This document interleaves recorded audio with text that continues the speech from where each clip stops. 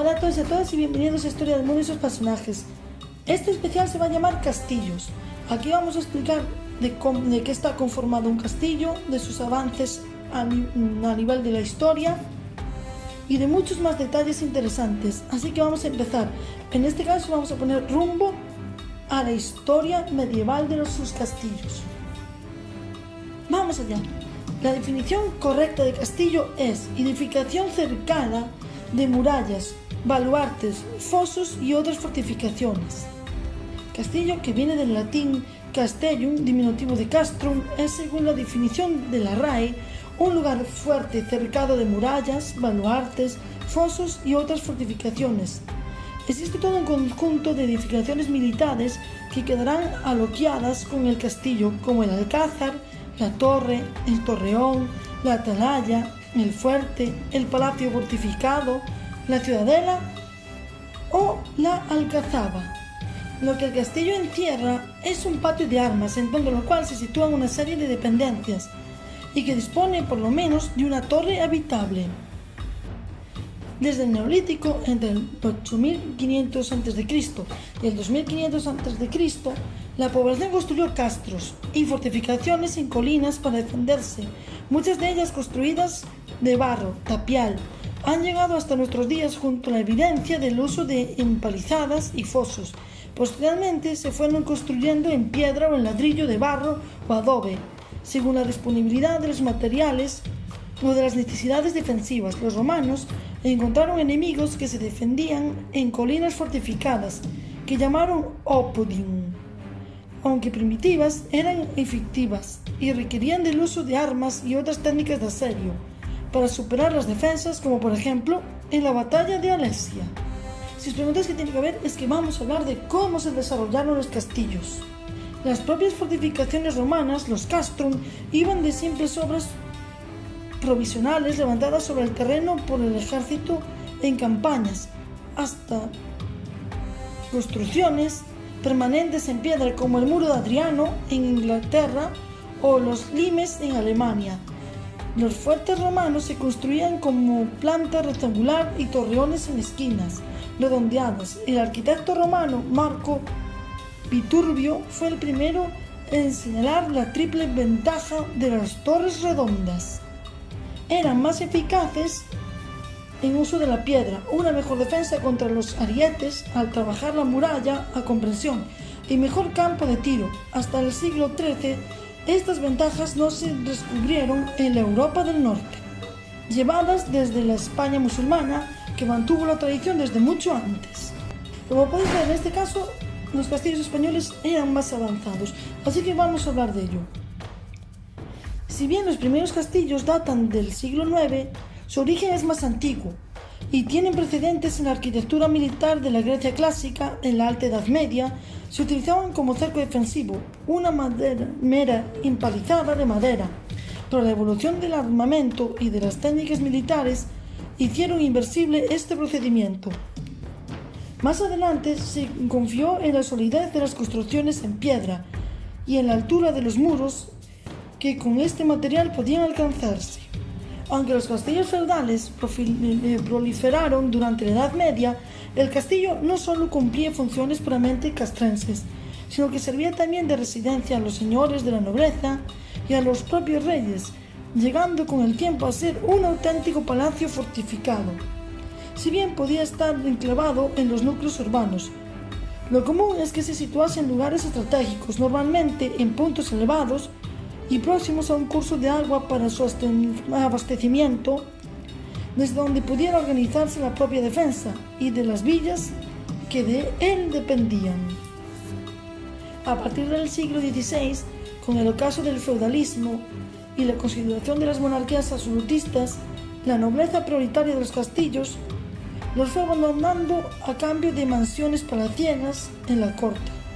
Por este motivo y porque quedaron obsoletos en su función militar, los castillos perdieron todo interés y decayeron hasta la actual ruina de la mayor parte de todos ellos. Y como bien sabéis, un castillo está formado por varias partes, pues vamos a ver cuáles son las partes del castillo. En la arquitectura castelar pueden señalarse las siguientes componentes como esenciales y los característicos. La mota castral. Una mota era un montículo de tierra con una cima plana. A menudo era artificial, aunque a veces incorporaba a una característica persistente del paisaje. La excavación de la tierra para hacerle el montículo dejaba una zaina alrededor de la mota, llamado foso, por lo que le deriva la palabra mota del mote en francés antiguo y de moat, como foso, indicando cómo se asociaron entre sí dichas características interdependientes en la construcción original, aunque la mota se asocia comúnmente como el patio o balei, para formar lo que se denominó castillo de mota y balei, pero no fue siempre así, y existen casos en los cuales existía una mota por sí misma. Mota refiere a la loma sola, pero a menudo era coronada por una estructura fortificada, como un homenaje, y la parte superior plana estaría rodeada por una empalizada. Era común que la mota fuera alcanzada por un puente levadizo, o un puente sobre la acequia de la contraescarpa del foso hasta el borde de la parte superior del montículo, como se muestra en la descripción que hace el tapiz de Bayeux del castillo de Dinan. A veces una mota cubría un viejo castillo o un hall, cuyas habitaciones se convirtieron en áreas de almacenamiento subterráneo y en prisiones bajo una nueva fortaleza. La cerca. Todo el recinto va cercado de una alta y gruesa muralla, generalmente transitable por el adarve, un camino que le recorre en una parte superior de trecho en trecho. Se intercalan en la muralla cubos o torreones que permiten diversificar los ángulos de tiro y defender mejor las cortinas. Todos los lienzos suelen estar rematados por alameas.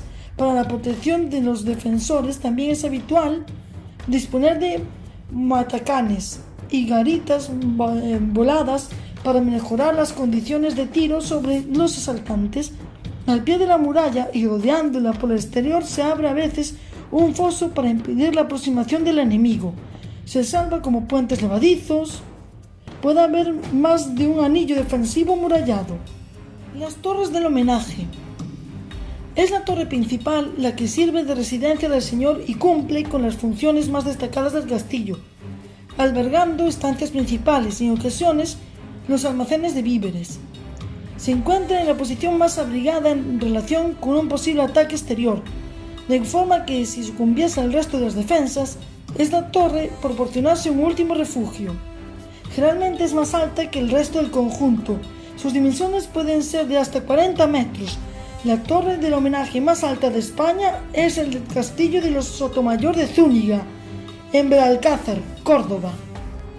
El patio de armas, muy esencial, como no. También llamado Plaza de Armas, constituye un espacio central que en algunos casos recuerda a los claustros monásticos. En torno al patio se distribuyen determinadas estancias, como la capilla cuando hay, la sala de recepciones, las naves para acuartelamiento de la tropa, la armería, etc. La entrada al castillo se produce a través del patio de armas. Desde él se accede al resto de las dependencias como pasillos de accesos a las mazmorras o incluso a pasadizos secretos de huida, que suelen estar reservados al señor. Se utiliza para la instrucción militar de la guarnición. La muralla cortina. Los muros cortina eran las murallas que encerraban un patio. Tenían que ser lo suficiente altas como para hacer escalar las paredes con escaleras difíciles de construir y lo suficiente para soportar el bombardeo de máquinas de asedio, que desde el siglo XV en adelante incluyeron la artillería de pólvora gruesa. Una pared típica podría ser de 3 metros, o sea, 10 pies de espesor y 12 metros, 30 pies de altura. Aunque los tamaños varían mucho entre los castillos, para protegerlos de caer los muros cortina se hacían veces con un faldón de piedra alrededor de sus bases. Las pasarelas a lo largo de la parte superior de los muros cortina permitieron a los defensores hacer una lluvia de misiles sobre los enemigos de abajo, y las alameas les daban una mayor protección. Los muros cortina estaban salpicados de torres, para permitir abrir fuego a lo largo de la pared. Las aspilleras en las paredes no se volvieron comunes en Europa hasta en el siglo XIII, que por temor a que pudieran poner en peligro la fortaleza de la pared. Puerta fortificada o casa del guarda. La entrada era a menudo la parte más débil del circuito de defensas. Para superar esto, la casa del guarda fue resayudada, permitiendo a aquellos dentro del castillo para controlar el flujo de tráfico. En los castillos de tierra y madera, la puerta de entrada era por lo general el primer tramo que se reconstruía en piedra. La parte frontal de la puerta de entrada era un punto ciego, y para superar esto se añadieron torres que sobresalían a cada lado de la puerta en un estilo similar a la desarrollada por los romanos. La puerta de entrada contenía una serie de defensas para hacer un asalto directo más difícil que derribar una simple puerta.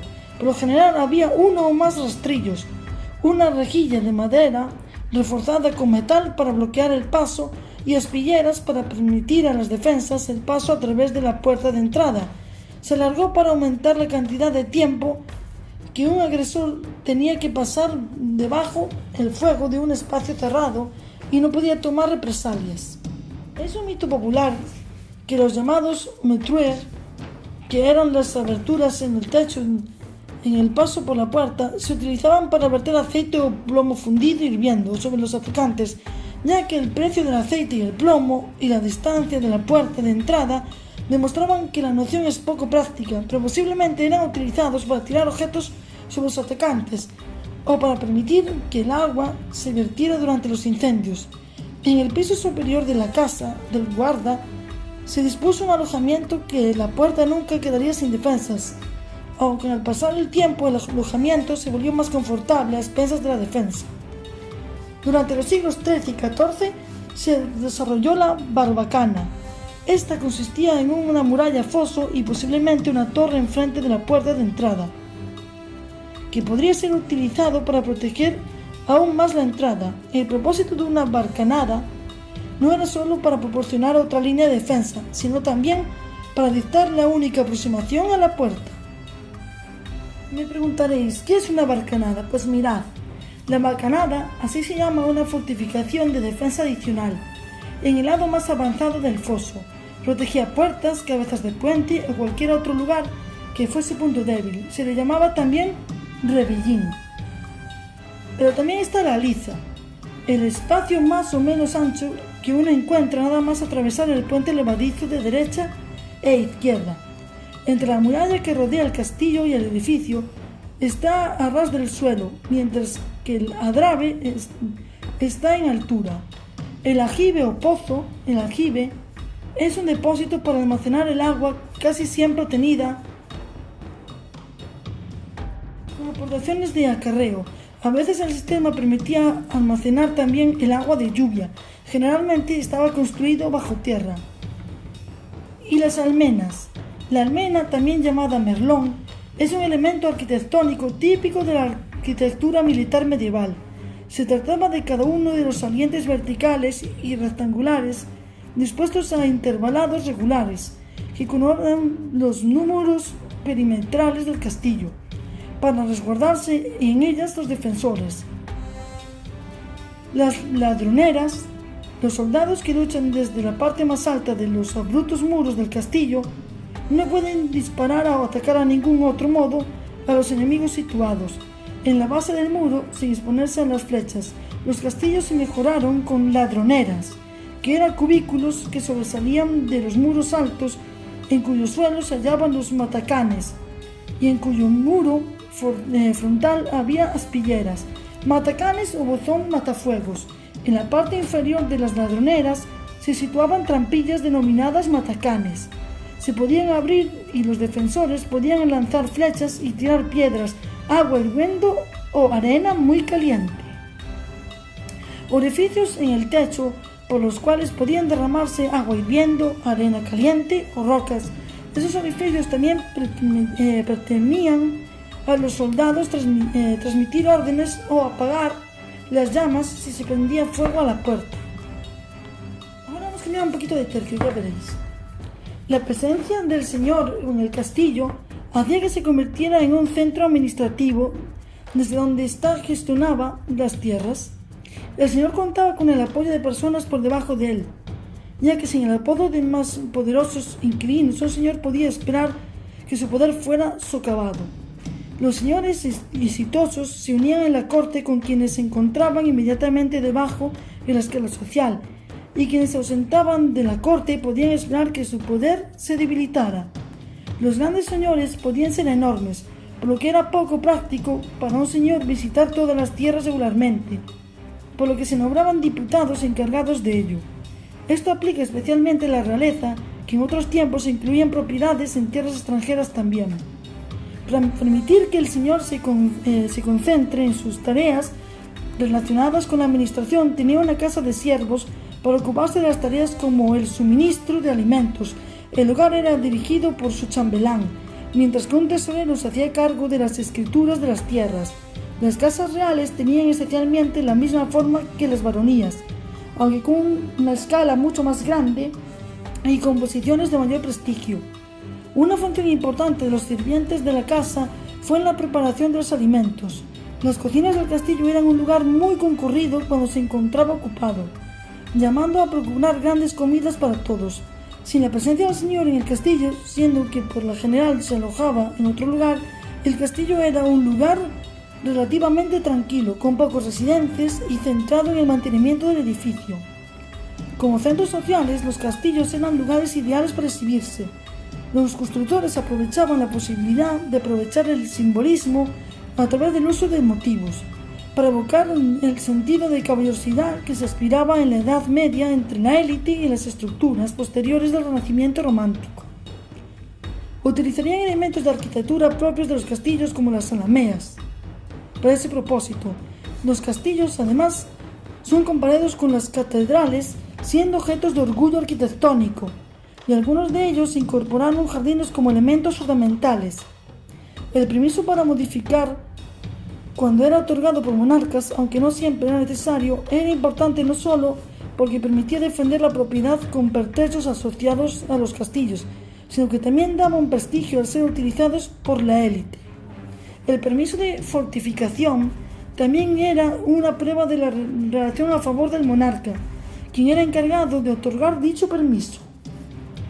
El amor en la corte fue la erotización de amor entre la nobleza.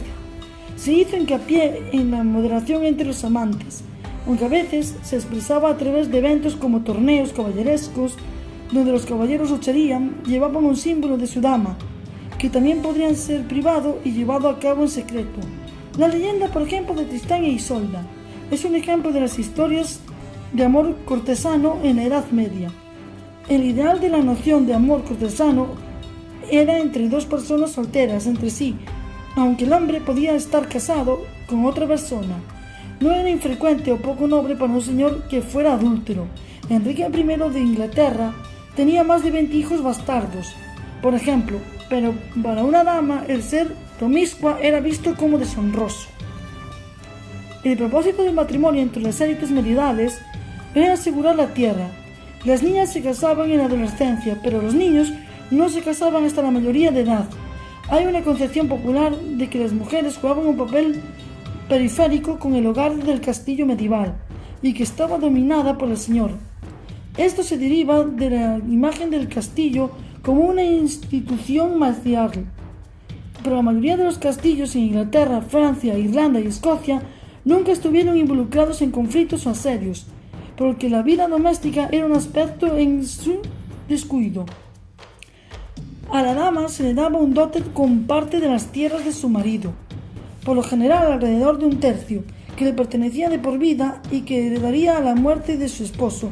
Era su deber de administrarlas directamente como los señores administraban sus propias tierras. A pesar de generalmente estar excluidas del servicio militar, una mujer podría estar a cargo de un castillo, ya sea en nombre de su marido o si ella era viuda. Debido a su influencia dentro de la casa medieval, las mujeres influenciaban construcción y el diseño, a veces a través de patrocinio directo. El historiador Charles Cluson decía que el papel de la mujer en la aplicación de un gusto aristocrático refinado de castillos debido a su residencia a largo plazo. Y hasta aquí la primera parte de la historia de los castillos. Espero que os guste. No olvidaros de dar un like, y suscribiros, porque no solo vamos a hablar de personajes históricos.